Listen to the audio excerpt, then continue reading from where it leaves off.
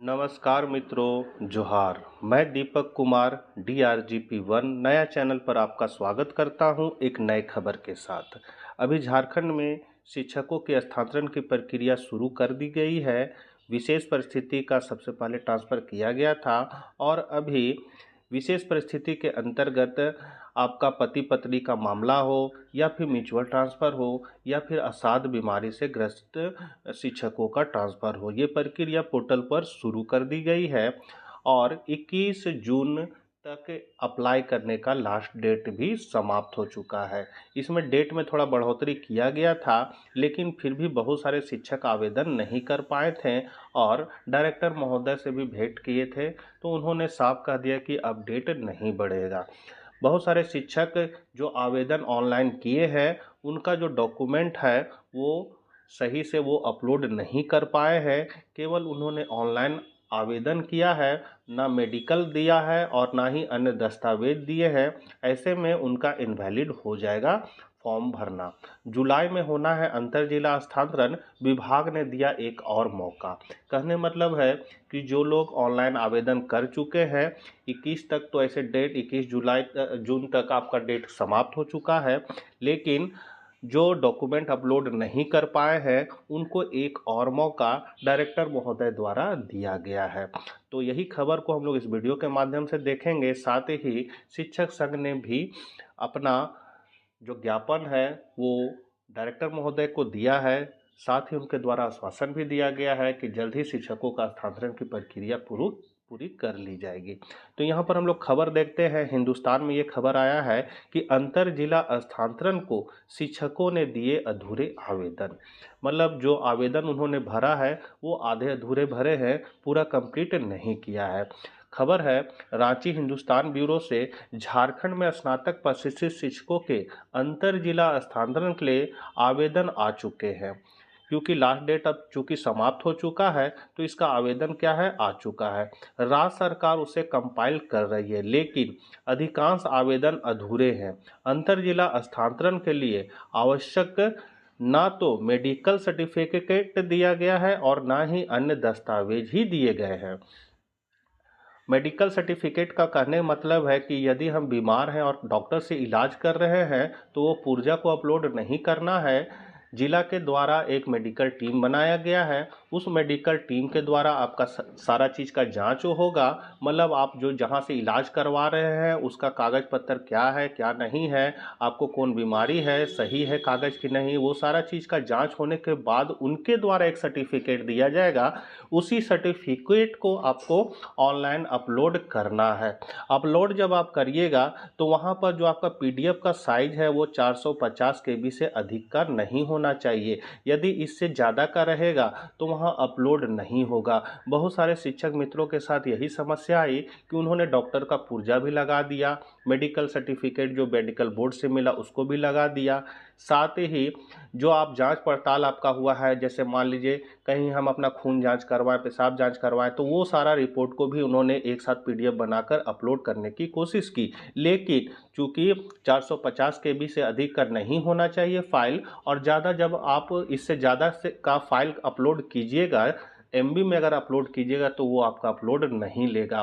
तो बहुत बार प्रयास करने के बाद भी बहुत सारे शिक्षक मित्रों का अपलोड नहीं हुआ और उन्होंने अपलोड किया ही नहीं फाइल, केवल जाके फार्म भरे हैं और सबमिट कर दिए हैं। उनको लगा कि मैंने अपलोड किया तो अपलोड हो गया होगा, लेकिन बहुत सारे शिक्षक मित्रों का अपलोड ही नहीं हुआ। इसीलिए ये खबर निकल कर आई है कि ना मेडिकल और ना ही अन्य दस्तावेज दिए, सिर्फ ऑनलाइन फार्म भरा।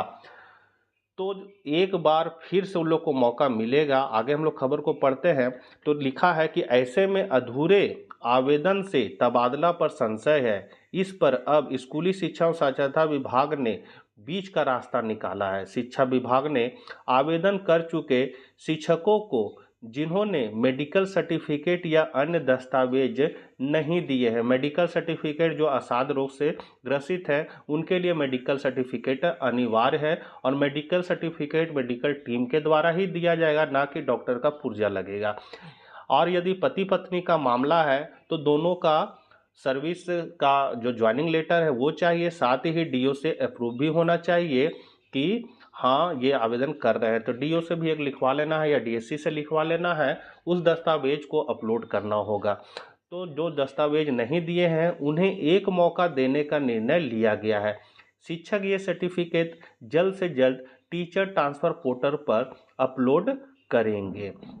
शिक्षा विभाग के माध्यमिक शिक्षा निदेशक राजेश प्रसाद ने सभी जिला शिक्षा पदाधिकारियों को निर्देश दिए हैं। मतलब डायरेक्टर द्वारा ये निर्देश सभी डीओ डीएससी को दे दिया गया है कि दस्तावेज नहीं रहने के कारण इन लोग को हम रिजेक्ट नहीं कीजिएगा, इनको एक और मौका दीजिए अपलोड करने का, ताकि वे सही से अपलोड कर सके। तो मित्रों, यदि आपने गलत डॉक्यूमेंट लगा दिया है या फिर आप अपलोड नहीं कर पाए हैं, तो आपसे रिक्वेस्ट है कि आप जाकर टीचर ट्रांसफ़र पोर्टल पर सही डॉक्यूमेंट को अपलोड कीजिए, तभी आपका स्थानांतरण हो पाएगा।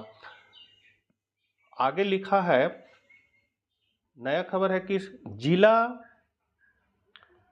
मतलब अंतर जिला स्थानांतरण शिक्षक संघ ने राज्य के सभी वर्ग के शिक्षकों के पारस्परिक अंतर जिला स्थानांतरण एवं अंतर जिला स्थानांतरण के संबंध में शुक्रवार को सचिवालय में मांग पत्र सौंपा। मतलब अंतर जिला स्थानांतरण हो या फिर म्यूचुअल ट्रांसफर हो, शिक्षा संघ ने सभी शिक्षकों का जल्द से जल्द स्थानांतरण करने का मांग पत्र सौंपा है। संघ के झारखंड के मुख्य प्रदेश प्रतिनिधि प्रेम प्यारे लाल ने इसका नेतृत्व किया।